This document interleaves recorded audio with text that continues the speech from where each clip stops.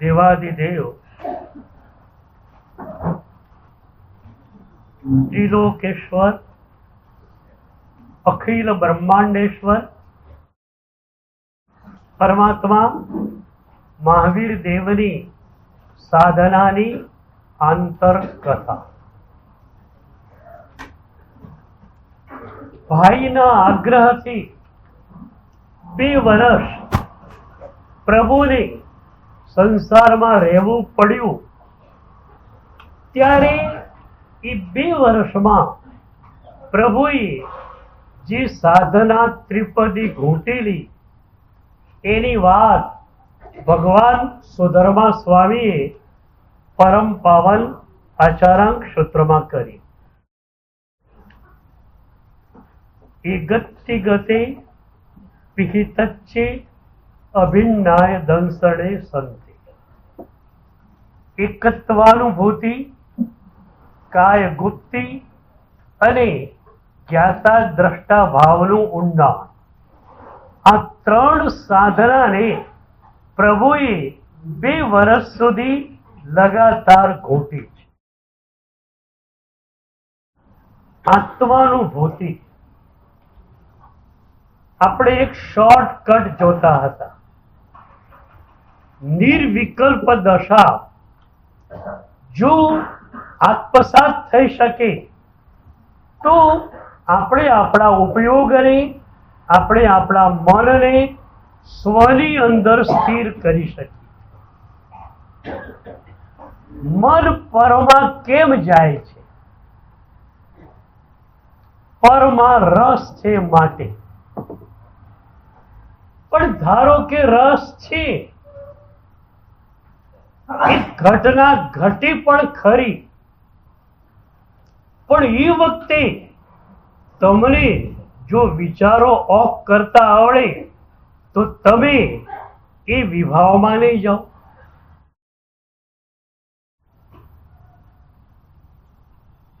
વિભાવ એ શેરીમાં પડેલું રજકણ છે. તમારા રૂમમાં એ સી રીતે આવે? હવાની પાક પર ઉડીને આવે.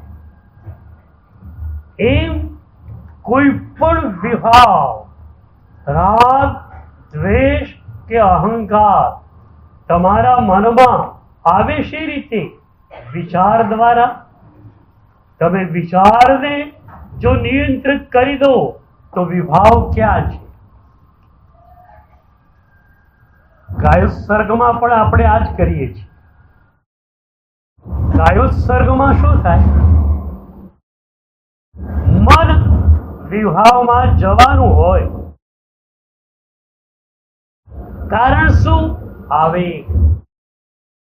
એક ઘટના ઘટી, એના કારણે મનની અંદર આવેગ આવ્યો. એ આવેગને કારણે તમે રાગ કે દ્વેષમાં જશો. કાયોત્સર્ગમાં શ્વાસોશ્વાસ પર મનનું ધ્યાન કરવાનું કહ્યું. શાંત ચિત્તે તમે શ્વાસ લેતા હો તો આવેગ ઊભો રહી શકે નહીં. ધારો કે તમે આવેગને કાબુમાં નથી લઈ શકતા, શ્વાસને ધીરો પાડી દો. તમે જુઓ, ક્રોધ ચાલુ હશે મનમાં ત્યારે શ્વાસની ઝડપ વધી જશે. તમે ધારો કે ક્રોધને કાબુમાં નથી રહી શકતા, શ્વાસને સ્થિર કરો, શ્વાસને ધીરો પાડી દો. આ છેડો કે આ છેડો, છેડામાં કોઈ ફરક પડતો નથી.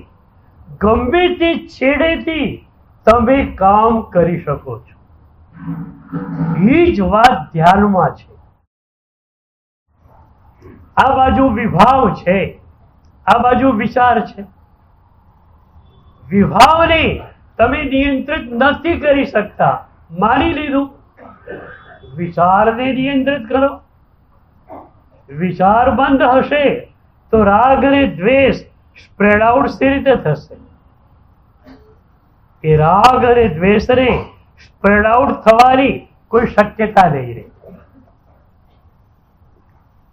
એ નિર્વિકલ્પ દશા આપણને મળે એના માટે કેટલી નાનકડી વાતો પ્રભુએ આપણને કહી. ઇરિયા સમિતિનું પાલન, 10 મિનિટ 15 મિનિટ બરોબર એરિયા પૂર્વક તમે ચાલો.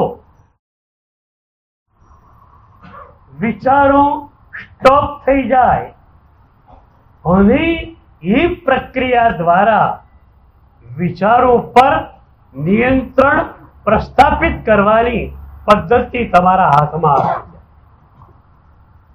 એ જ રીતે બીજી એક પદ્ધતિ, તમે વાંચરામાં વહેલા તો આવી જાઓ છો, સામાયિક લઈ લીધો, આંખો બંધ કરી અને એક સાધના શરૂ કરો. આંખો બંધ, શરીર ટટ્ટા, હાથ જ્ઞાન મુદ્રામાં. હવે એક પ્રક્રિયા, વિચારોને માત્ર જોવાના. કદાચ વિચાર આવી ગયો તો વિચારમાં ભળવાનું નહીં. પ્રભુની ધ્યાન સાધના શ્રી સંઘમાં મેં પ્રસ્તુત કરી એ પહેલા દુનિયાની લગભગ સાધના પદ્ધતિઓને થિયોરિકલી મેં જાણી લીધી. કેટલીય સાધના પદ્ધતિઓને પ્રેક્ટિકલી પણ મેં ઘૂંટી. હું ભીલડી આજે તીર્થમાં હતો. એક ધ્યાન પદ્ધતિને મારે સમજવી હતી. થિયોરિકલી સમજી, મને લાગ્યું કે પ્રેક્ટિકલી પણ આને ઘૂંટવા જેવી છે. એ ધ્યાનના નિષ્ણાત પ્રોફેસરને ત્યાં બોલાવવામાં આવ્યા. એક અઠવાડિયાની સાધના હતી. કલાકના સિટિંગ 6 થી 7 વાર કરવાના હતા. મને એમણે કહ્યું સાધનાની શરૂઆત પહેલા કે અઠવાડિયાની આ સાધનામાં સંપૂર્ણ મૌન અમે કરાવીએ છીએ. કોઈ પણ સાધકને આ સાધના કરવી હોય તો એણે સંપૂર્ણ મૌન કરવું પડે છે. પણ તમારા માટે હું એવું બંધન નહીં લાગુ.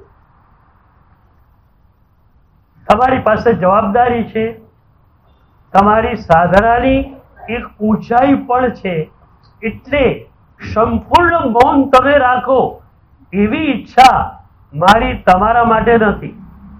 પણ હા, એટલું જરૂર કે આપણે 8 વાગે સિટિંગ શરૂ કરવાનું છે તો 15 મિનિટ પહેલા તમારે સંપૂર્ણ મૌનમાં જતા રહેવાનું. મેં એમને પૂછ્યું કે સંપૂર્ણ મૌન મારા માટે જરૂરી નથી એમ તમે માનો છો. બીજી બાજુ તમે કહો છો કે સાધના પહેલા 15 મિનિટ તમારે સંપૂર્ણ મૌનમાં જવું. શું કારણ? એ પણ અનુભૂતિવાન ગુરુ હતા. એમણે મને કહ્યું કે તમારી સાધનાની સજ્જતા એવી છે કે અડધો કલાક પહેલા તમે કંઈક બોલેલા હશો. ધારો કે 7 વાગે તમે કંઈક બોલ્યા કે 7:15 વાગે તમે કંઈક બોલ્યા, તો હું તમારા ચહેરાને જોઈને માની શકું છું કે 8 વાગે એ બધી જ વાતો ડિલીટ થઈ ગયેલી હશે. અને તમે ઇરિયા કરી અને આ ધ્યાન સાધનામાં બેસશો ત્યારે પૂરેપૂરા એ સાધનામાં વહી શકશો. પણ તમારી સાધના એટલી હાઈટ પર નથી પહોંચી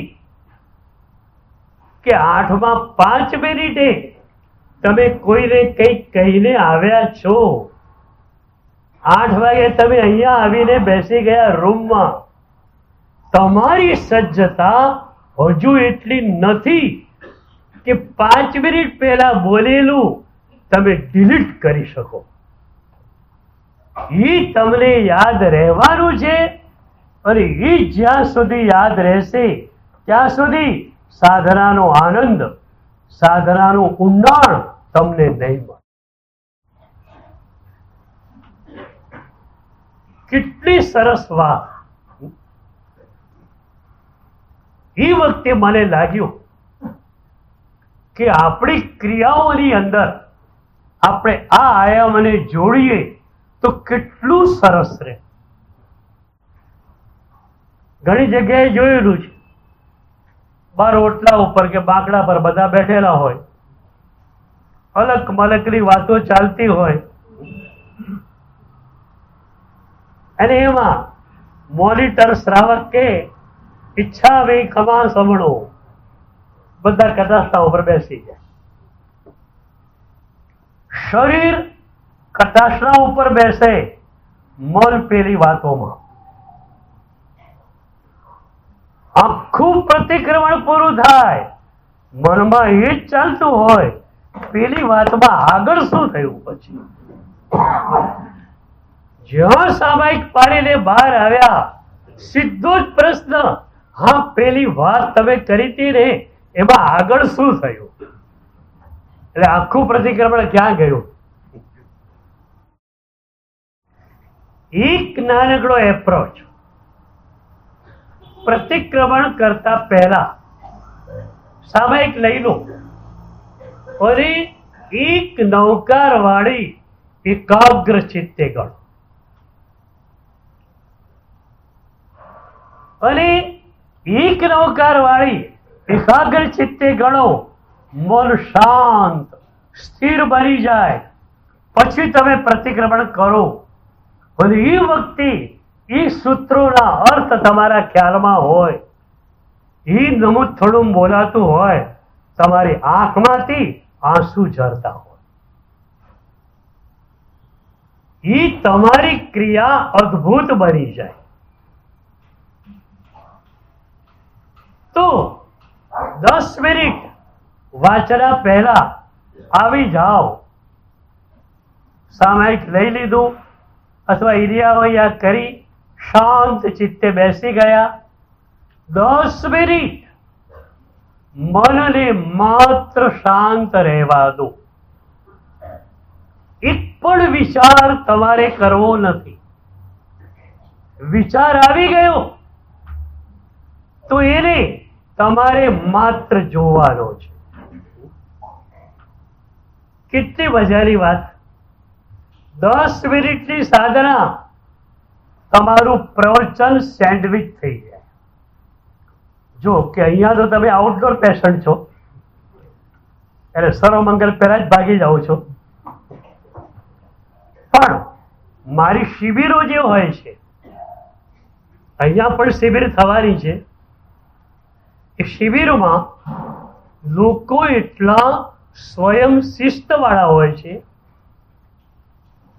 કે સવારે નાસ્તો કરીને આવ્યા 8, સવા 8, સાડા 8, વાંચનાનો સમય 9:30 હોય, 8, સવા 8 થી એ લોકો આવીને બેસી જાય વાંચના હોલમાં, આંખો બંધ કરે, શરીર ટટ્ટાર હોય, જ્ઞાન મુદ્રામાં બેઠેલા હોય, અને એકદમ ચિત્તને શાંત ધારામાં લઈ જવાની કોશિશ કરતા હોય. પ્રવચન પૂરું થાય એ પછી પણ કોઈ લગભગ ઉઠે નહીં. અડધો પોણો કલાક એ પ્રવચનને ભીતર લઈ જવાની કોશિશ કરે. આ જ શબ્દો વાંચનાના તમે અત્યારે સાંભળો છો, અને એ સાધના શિબિરમાં સાંભળો, ઘણો બધો ફરક પડે. અહીંયા તો તકલીફ કેવી થાય ખબર છે? જે લોકો મંગલાચરણ પછી આવેલા હોય ને, એમના મનના વિમાનને લેન્ડિંગ કરાવતા 10-15 મિનિટ નીકળી જાય. એટલે 15 મિનિટનું વ્યાખ્યાન તો ગયું. પછી 8 અને 10-15 થાય, ટેક ઓફ નો ટાઈમ આવી ગયો. લેન્ડિંગ અને ટેક ઓફમાં તમારું આખું પ્રવચન પૂરું થઈ. મેં વચ્ચે તમને કહેલું, ધન્નાઓની અને શારીભદ્ર મુનિ રાજગૃહમાં પ્રભુનું સંવત્સરણ હોય ત્યારે અચૂક આવે, બેસી જાય ધ્યાન મુદ્રામાં, પ્રભુની પ્રિય. એ પછી શું કરે? પ્રભુની દેશના પૂરી થઈ તરત જ નીકળી જાય ઇરિયા સમિતિ પૂર્વક રસ્તાનું શોધન કરતા વૈભારગીરીની ગુફામાં ગયા. પછી ઇરિયાવૈયા કર્યા પછી શું કરે? માત્ર બેસી જાય ધ્યાનની મુદ્રામાં અને પ્રભુએ થિયોરિકલ ફોર્મમાં જે કહ્યું એને પ્રેક્ટિકલ ફોર્મમાં કેમ ફેરવવું એની મથામણમાં પડી જાય. તો અડધું કામ તમે કરો છો કે વાંચના પહેલા આવી જાઓ છો, પણ અડધું કામ બાકી રહેશે. એ પછી 10-15 મિનિટ બેસાય બંધ આંખે તો શું થાય? થિયોરિકલ ફોર્મમાં જે વાતો થઈ છે એને પ્રેક્ટિકલ ફોર્મમાં કેમ મૂકવી એની આખી મથામણ ચાલુ થઈ. તો બે માર્ગ આપણે જોયા, ઇરિયા સમિતિ અને 10 મિનિટ વાળી આ સાધના. એક ત્રીજી નાનકડી સાધના છે આશ્ચર્યની. આશ્ચર્યની ક્ષણો એ તમારી નિર્વિકલ્પ દશાને ઉભારનારી ક્ષણો બની જાય. દેવચંદ્રજી મહારાજ સાહેબે પ્રભુના દર્શનની પ્રક્રિયાને વર્ણવતા પરમ પાવન સુમતીનાથ પ્રભુના સ્તવરમાં પહેલું જ ચરણ આશ્ચર્યનું મૂક્યું. તાહરી શુદ્ધતા ભાસ આશ્ચર્ય. પ્રભુ તારું આ નિર્મલ સ્વરૂપ જોયું, આશ્ચર્યચકિત બની ગયું. આવી નિર્મળતા દુનિયામાં ક્યાંય નથી, એ મારા પ્રભુમાં છે. અને પછી ખ્યાલ આવે કે એ નિર્મળતા તો મારી ભીતર પણ છે અને મારે આ જન્મની અંદર એક જ કામ કરવાનું છે, મારી એ નિર્મળતાને મારે ઉભારવાની છે. તો માત્ર આપણી જૈન પદ્ધતિમાં નહીં, હિન્દુ પદ્ધતિમાં અને બૌદ્ધ સાધના પદ્ધતિમાં પણ આશ્ચર્યનું સ્થાન બહુ મોટું છે. હિન્દુ સાધના સૂત્રોમાં એક સરસ સાધના સૂત્ર છે શિવ સૂત્ર, જેમાં પાર્વતીજી પ્રશ્નો પૂછે છે, મહાદેવજી જવાબ આપે છે. પાર્વતીજીએ એક પ્રશ્ન કર્યો કે યોગમાં, સાધનામાં, ધ્યાનમાં અમારે પ્રવેશવું હોય તો પ્રવેશ દ્વાર કયું? કમ્પાઉન્ડ ગેટ જ બંધ હોય, તમે મહેલમાં દાખલ કેવી રીતે થાવ? તો પ્રવેશ દ્વાર કયું? એ વખતે મહાદેવજીએ કહ્યું, વિસ્મયો યોગ ભૂમિકા. વિસ્મય, આશ્ચર્ય એ જ યોગમાં, સાધનામાં, ધ્યાનમાં પ્રવેશવાનું દ્વાર છે. બૌદ્ધ સાધના પદ્ધતિઓમાં બહુ મોટા ગુરુઓએ પણ આ સાધના પદ્ધતિનો આશ્રય લીધો છે. એક મજાની જૈન કથા આવે છે. જૈન પરંપરા એટલે બૌદ્ધોમાંથી નીકળેલી એક પરંપરા છે. આપણો શબ્દ ધ્યાન, ધ્યાનનું પ્રાકૃત કે પાલીમાં થાય જાણ, જાણનું થયું જૈન. આજે દુનિયાના બેસ્ટ સેલર પુસ્તકોમાં દર 100 પુસ્તકોએ 2 થી 4 પુસ્તકો જૈન ઉપરના હોય છે. જૈન કથાઓ બહુ નાનકડી હોય પણ એનું ઇન્ટરપ્રિટેશન એટલું મજાનું હોય આપણે ખુશ થઈ જઈએ. તો એવી જ એક જૈન કથા છે. એક બૌદ્ધ ભિક્ષુ ગુરુ પાસે આવ્યો. ગુરુને એણે વંદન કર્યું અને વંદન કરીને પૂછ્યું કે ગુરુદેવ, ભગવાન બુદ્ધના ચહેરા ઉપર કેવો પ્રસન્ન રસ હશે? બુદ્ધ ભગવાન એ વખતે નથી, એ તો ગયા. આ શિષ્ય ગુરુને પૂછે છે કે બુદ્ધ ભગવાનના ચહેરા ઉપર પ્રસન્ન રસ કેવો હશે? સદગુરુ ફેસ રીડિંગના માસ્ટર હોય. તમે તમારી સાધનાની કેફિયત કહો, એ તમારા તરફ ખુલતી વાત છે. સદગુરુ તો તમારા ચહેરાને જોઈને તમે ક્યાં છો એ નક્કી કરી દેશે. સદગુરુ અત્યારની તમારી સાધનાનું સ્ટેન્ડ પોઈન્ટ નક્કી કરી શકે અને આ જન્મના છેવાડા સુધીમાં તમને ક્યાં સુધી પહોંચાડી શકાય એમ છે એ પણ સદગુરુ નક્કી કરી શકે છે. અને તમે જો એ સદગુરુને સમર્પિત થયા તો ગુરુની જવાબદારી છે કે જન્મના છેવાડા સુધીમાં તમને એ સાધનાની ભૂમિકા સુધી પહોંચાડી. આટલું ઇઝિએશન સાધનાનું, આટલું ઇઝિએશન તમે માત્ર સદગુરુને સમર્પિત થયા, બધું સદગુરુ કરી આપે. માત્ર એક સમર્પણ.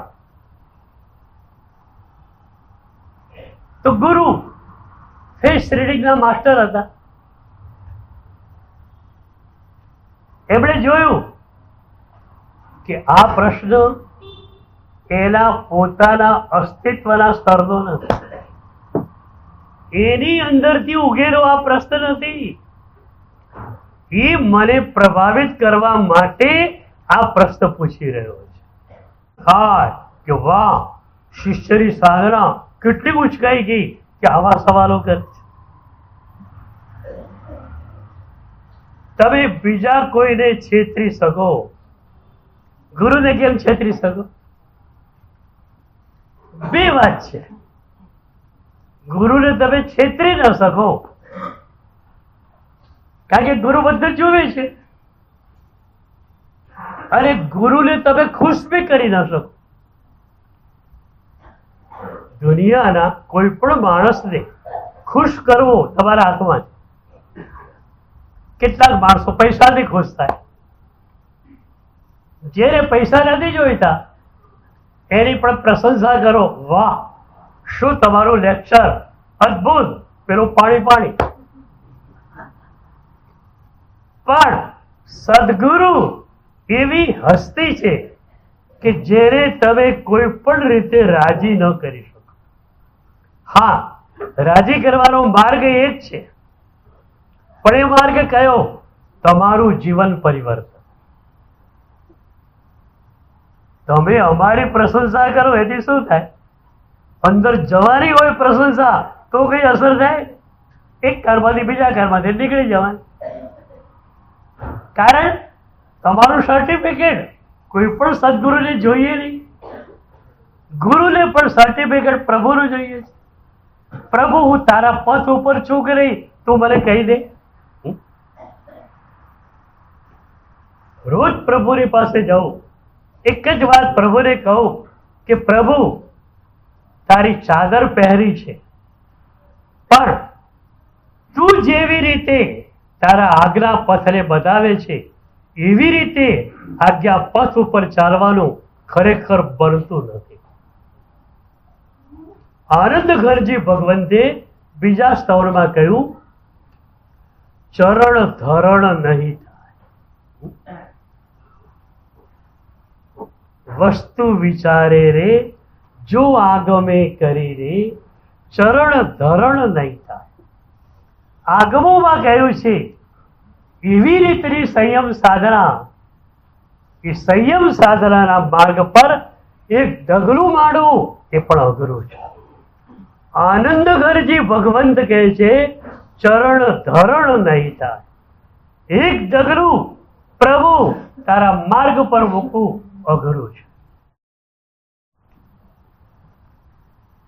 તો ગુરુને ન તમે છેતરી શકો, ન તમે ગુરુને ખુશ કરી શકો, પણ હા ગુરુને ખુશ કરવા આવતો એક જ માર્ગ, તમારા જીવનનું પરિવર્તન.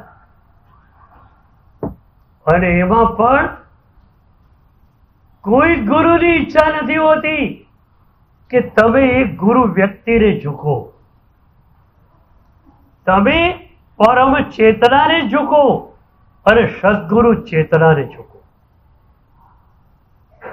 એક પણ સદગુરુ એવા નથી જેની ઈચ્છા હોય કે તમે સતત એમની આંગળી પકડીને જાઓ. ગુરુ કહે છે તું તૈયાર થયો, હવે બસ તારી બેને તું ચાલવા માંડ. એક માં દીકરો એના પગ પર ચાલે ત્યારે લાપસીનું આંધણ મૂકે, તો આપણે ત્યાં આખો ક્રમ પરમ ચેતના, ગુરુ ચેતના, ગુરુ વ્યક્તિ. ઇનિશિયલ સ્ટેજ પર તમે ગુરુ વ્યક્તિને પકડી શકો. એવું ચંદ્રશેખર વિજય મહારાજ સાહેબ, જયઘોષરી દાદા, સિદ્ધેશ્વરી દાદા, ઇનિશિયલ સ્ટેજ ઉપર. પછી તમારી ચેતના જે છે એ ગુરુ વ્યક્તિમાંથી ગુરુ ચેતનામાં અને પરમ ચેતનામાં જતી રહે. પછી ગુરુ ચેતના અને પરમ ચેતના એકાકાર બની જાય છે. કારણ ગુરુ ચેતના જેવું કે રહેતું જ નથી. ગુરુનું હૃદય ટોટલી વેકેન્ટ બની ગયું અને વેકેન્સીની અંદર પ્રભુનું અવતરણ. તિથયર સમો સૂરીનો એક અર્થ આ છે. આચાર્ય ભગવંતો, સદગુરુઓ, તીર્થંકર જેવા, એનો મતલબ શું? એનો એક મતલબ આ છે, કોઈ પણ સદગુરુ એવા નથી કે જેમણે પોતાના હૃદયને ટોટલી વેકેન્ટ, સંપૂર્ણ ત્યાં ખાલી ન કર્યું હોય. સદગુરુનું હૃદય બિલકુલ ખાલી છે, વિભાવ શૂન્ય છે. અને એ વિભાવ શૂન્યતાની અંદર પરમ ચેતનાનું અવતરણ થાય છે. અને શાસ્ત્રોએ ત્યાં સુધી વાત કરી કે માત્ર સદગુરુમાં નહીં, કોઈ પણ ભક્ત હોય પોતાના હૃદયને ટોટલી વેકેન્ટ કરી શકે તો એના હૃદયમાં પણ પ્રભુ અવતરિત થવા માટે તૈયાર છે. તમારી સાધના કેટલી? રાગ, દ્વેષ, અહંકાર, ઈર્ષા, આ બધાને હૃદયમાંથી ધીરે ધીરે કાઢતા જાઓ. સંસારમાં રહેવું પડે તો પણ એવી રીતે રહો કે રાગ, દ્વેષ, અહંકાર બધું ઓછું થઈ. મેં એવા શ્રાવકોને જોયા છે, 50-55 ની ઉંમર થઈ. હિન્દુ સંસ્કૃતિમાં પણ 55 વર્ષની વય થાય એને વાન પ્રસ્થાશ્રમ ગણાય છે. એ સંસારને મનથી છોડી દે. તો એ શ્રાવકજી એક ટાઉનમાં રહેતા હતા, બહુ મોટો બંગલો હતો, સુખી હતા, ધંધો બહુ મોટો ચાલતો હતો. દીકરાઓને બોલાવીને કહી દીધું. એક દિવસે પોતાની જન્મતિથિ હતી 56મી, 55 પૂરા થયેલા. એ દિવસે દીકરાઓને બોલાવીને કહી દીધું, આજથી આ ધંધો તમારો. એ ધંધાની બધી જ કેર તમારે કરવાની. એ ધંધાની એક પણ વાત મને તમારે કહેવાની નહીં. તમે કમાયા કે તમે લોસ કરી તમે જાણો, મારે એની જોડે કોઈ સંબંધ નથી. વિવેકી દીકરા હતા, રોજ ચરણ સ્પર્શ કરવા આવતા માતા પિતાની. તો કહી દીધું ચરણ સ્પર્શ કરવા અમારી પાસે આવવાનું, પણ કોઈ પણ તમારા સંસારની વાત અમારી પાસે તમારે કરવાની નહીં. અમે દીક્ષા લઈ શકતા નથી, ઉંમર થઈ છે, વિહાર વગેરે થઈ શકે એમ નથી, અને એટલે દીક્ષા લઈ શકતા નથી. પણ અમે ભાવ સાધુ તો બની જ ગયા છે. બોલે એક મજાની વાત કરું આજે. આ દ્રવ્ય સાધુત્વ કે પ્રભુની ચાદર ક્યારે મળે એ તો મનમાં હોય. બરોબર બરાબર. પણ ભાવ શ્રવણ બની જવું છે.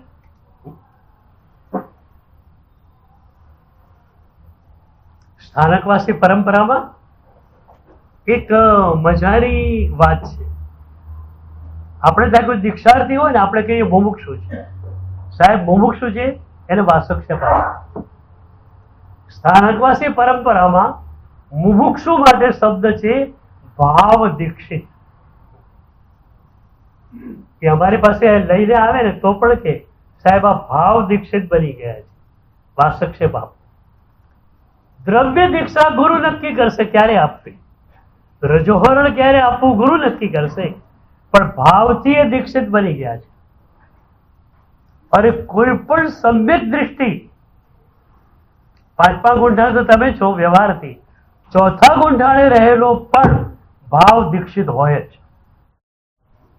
પદ્મવિજય મહારાજે સમ્યક દર્શન પદની પૂજામાં કહ્યું, સંયમ કબહુ મિલે સસનેહી પ્યારા હો. પણ પછી સરસ પંક્તિ લખી, યુ સમકિત ગુણ ઠાણગ વારા આત્મ સે કરત વિચારા હો. સમ્યક તો મળી ગયું કે સતત પોતાની જાત સાથે વિચાર કરતો હોય છે, મને આ પ્રભુનું સંયમ ક્યારે મળશે, ક્યારે મળશે, ક્યારે મળશે. તો સંયમ ક્યારે મળશે, આ ભાવના તમારા હૃદયમાં આવી એટલે તમે ભાવ દીક્ષિત બને. એ ભાવ દીક્ષા માટેની સાધના સમાધિ શતકમાં મહોપાધ્યાય યશો વિજય મહારાજે આપી. તમે લોકો છો ને ઓફિસે કે ઘરે પંચસૂત્ર, સમાધિ શતક આવા પુસ્તકોને રાખી મૂકો.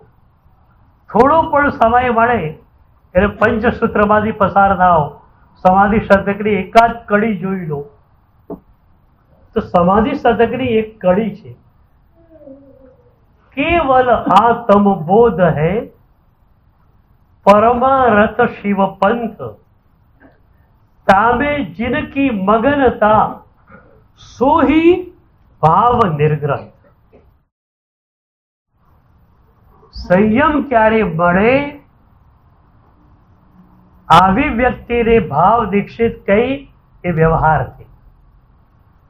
નિશ્ચયથી ભાવ દીક્ષા ક્યારે મળે એની વાત સમાધિ શતકમાં કરે છે. કેવલ આત્મ બોધ હૈ પરમારથ શિવ પંથ. મોક્ષના બે માર્ગ, વ્યવહાર માર્ગ અને નિશ્ચય માર્ગ. નિશ્ચય માર્ગ એટલે શું? સ્વસ્વરૂપમાં ડૂબી જવું, પરલી અંદર આપણા મનને મૂકવું નહીં. શરીરના સ્તર પર પર આવી ગયું પણ મનના સ્તર ઉપર પર ન આવે. હું એક લિટમસ ટેસ્ટ સાધકો માટે આપું છું. તમે પૂજા કરીને આવ્યા,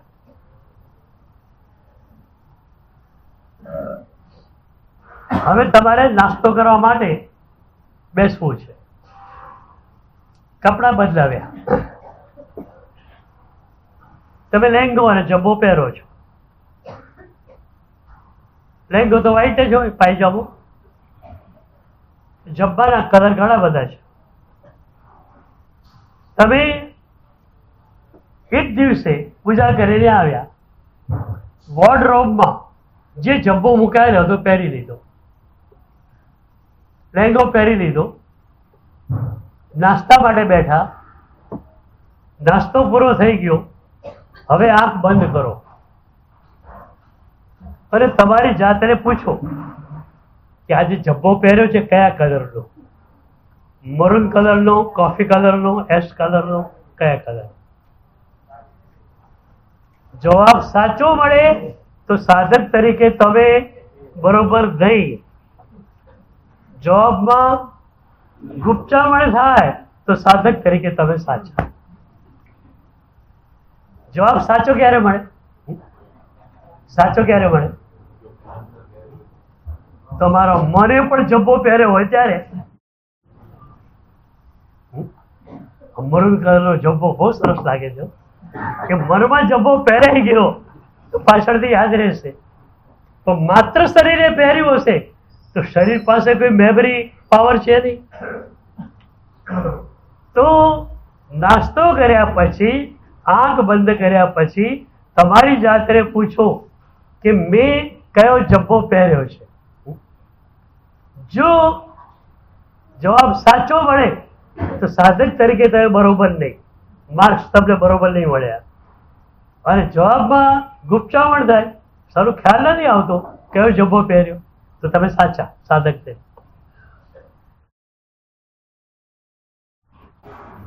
નાસ્તો થઈ ગયેલો અને એમનો એક ક્લોઝ ફ્રેન્ડ ગામડેથી આવ્યો, મુલ્લાજીને મળવા આવેલો, સાદા કપડા પહેરેલા. મુલ્લાજી કે નાસ્તો કરીને આવ્યો? કે હા. ભલે નાસ્તો કરીને આવ્યો, ચા તો ચાલે જ, ચા પી લે, ગરમા ગરમ ચા પીવડાયા. મુલ્લાજી તૈયાર થઈ ગયેલા, કપડા બપડા બરોબર પહેરી લે. પેલા પૂછ્યું ક્યાં જવાનું છે તમારે? તો કે આજ તો 3-4 સારા ઓફિસરો જોડે એપોઇન્ટમેન્ટ લીધેલી છે, તારે પણ આવવું તો આવો, સારા ઓફિસરો છે, તારી પણ ઓળખાણ થઈ જાય. પેલું કે વાત તો ખરી, પણ હું તો ગામડેથી માત્ર તારા ત્યાં આવવા માટે નીકળેલો, જો જબ્બો પણ કેવો છે, ફાટેલો ને એવું.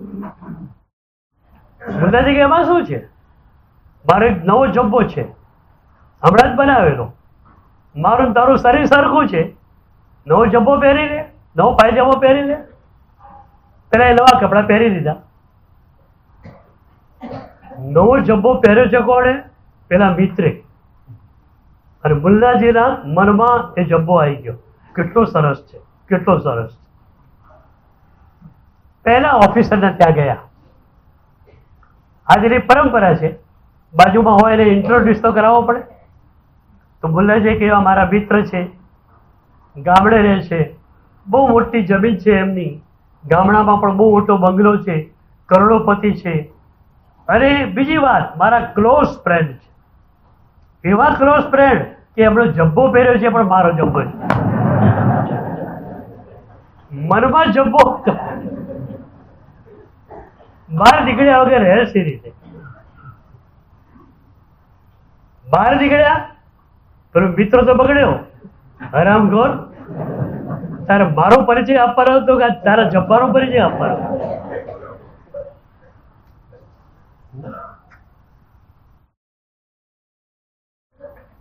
મુલ્લાજીએ કહ્યું બીજી જગ્યાએ આવી ભૂલ નહીં થાય. બીજી જગ્યાએ ગયા, ત્યાં પણ ઇન્ટ્રોડક્શન ચાલ્યું, મારા મિત્ર છે, આમ છે, તેમ છે, ક્લોઝ ફ્રેન્ડ છે, બહુ સુખી છે, અને એમણે જબ્બો પહેર્યો છે એમનો જ છે, મારો નથી. હવે આખી પ્રસ્તુત ગણાય. બહાર નીકળ્યા, પેલો ફ્રેન્ડ ફરી પાછા ગુસ્સે થઈ ગયા, તે શું માંડ્યું છે? પણ નહીં નહીં નહીં, હવે નિયમ લઉં છું.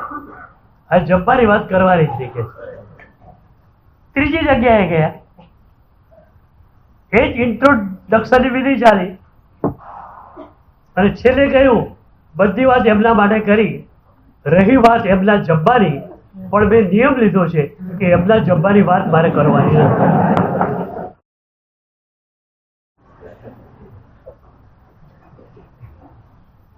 તમારા મનમાં કપડા છે કે શરીર ઉપર?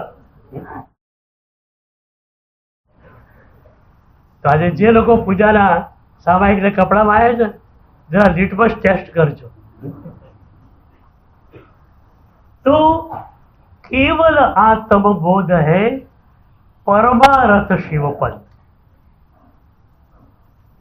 સ્વરૂપની અંદર જવું એ નિશ્ચય મોક્ષ માર્ગ, અને એના માટે જ્ઞાન, દર્શન, ચારિત્ર અને બીજા બધા જ યોગોની સાધના કરવી એ વ્યવહાર મોક્ષ માર્ગ.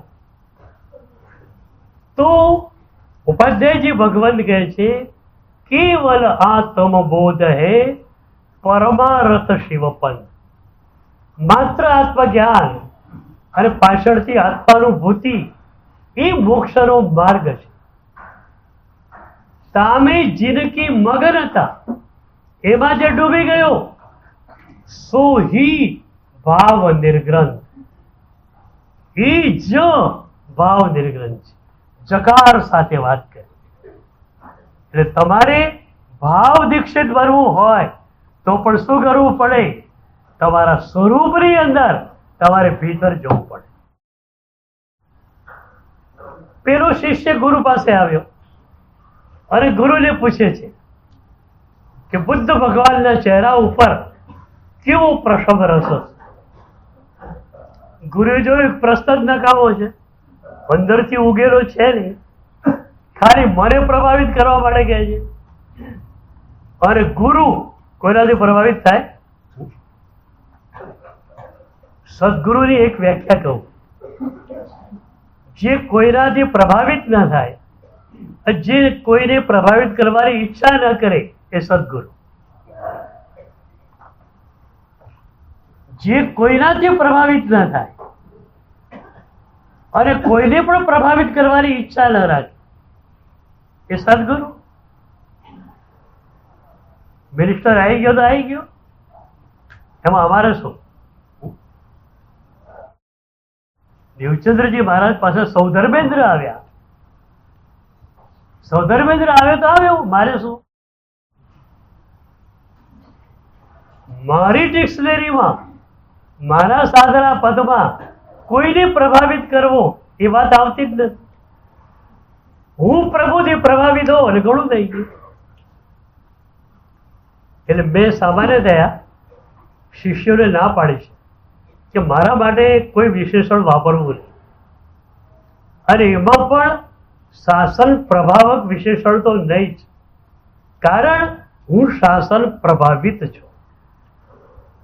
પ્રભુના શાસનથી એટલી હદે હું પ્રભાવિત થયો છું કે દુનિયાની કોઈ ઘટના કે દુનિયાની કોઈ વ્યક્તિ મને પ્રભાવિત ન કરી શકે. તમારે બધાએ પણ શાસન પ્રભાવક બનવાની કોશિશ નથી કરી. કરોડો રૂપિયા ભલે ખર્ચાય, પણ એ કરોડો ખર્ચીને, વ્રત નિયમ લઈને કે બીજી સાધના કરીને આપણે બનવું છે શાસનથી પ્રભાવિત. શાસન પ્રભાવક મહાપુરુષો થઈ ગયા. આપણી વાત એ નથી, આપણે માત્ર પ્રભુના શાસનથી પ્રભાવિત બનવું છે.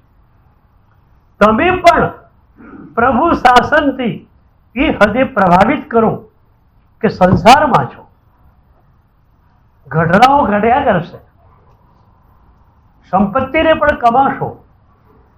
કદાચ એક વર્ષની અંદર કોરોના કાળ પછી એટલો બધો ધંધો ચાલ્યો કે ધાર્યા કરતા 5 ગણું મળી ગયું, પણ એનાથી તમે પ્રભાવિત ન બનો. બરોબર? મળી ગયું છે, ઠીક છે. પ્રભાવિત તમે કોનાથી બનો? માત્ર ને માત્ર પ્રભુ શાસન. શું આપણે સાધના કરીએ છીએ ગયા જન્મમાં? ખ્યાલ નથી. આ પ્રભુનું શાસન આપણને મળી ગયું.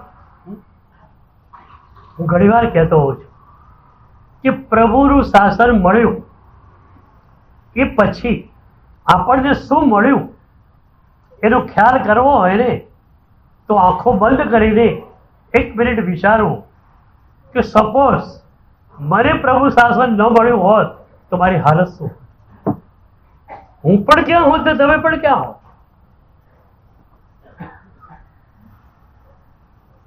આપણે બધા જ રાગ અને દ્વેષની દુનિયામાં દોડતા વ્યક્તિત્વો. પ્રભુએ પોતાના કરુણામય હાથથી આપણને કેટલા ઉચક્યા.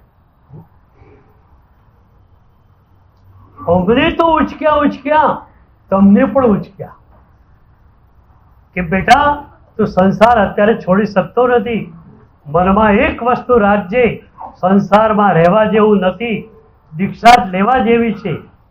જ્યારે અનુકૂળતા મળે એ જ ક્ષણે દીક્ષા લઈ લેજે. પણ સંસારમાં રહે ત્યારે પણ જેમ બને એમ રાગ દ્વેષ અહંકાર ઓછા કરજે. એક પ્રભુ શાસન પ્રભાવિતતા આવી જાય, એક પ્રભુ પ્રભાવિતતા આપણી પાસે આવી જાય, આપણે કેટલા બધા પાપોથી બચી જઈએ. તો આજે તમને દીક્ષા આપી શેની?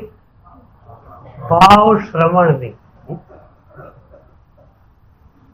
દ્રવ્ય દીક્ષા લેવાની છે એ વખતે દ્રવ્ય ભાવ બેવું થશે, પણ પહેલા ભાવ દીક્ષા પછી દ્રવ્ય દીક્ષા. તો આજે બધાને આ દીક્ષા ગમી ગઈ ને? ગમી ગઈ ને? સ્વરૂપનું ચિંતન કરવાનું. હું કોણ છું? હું એટલે શરીર નહીં, હું એટલે નામ નહીં, હું એટલે મન નહીં. I am the bodiless experience, I am the nameless experience, I am the mindless experience. આ રીતે વિચાર કરો અને હું એટલે આનંદ ઘન આત્મ તત્વ છું આવો વિચાર કરો એટલે તમે ભાવ દીક્ષાની ધારામાં ચાલી શકો.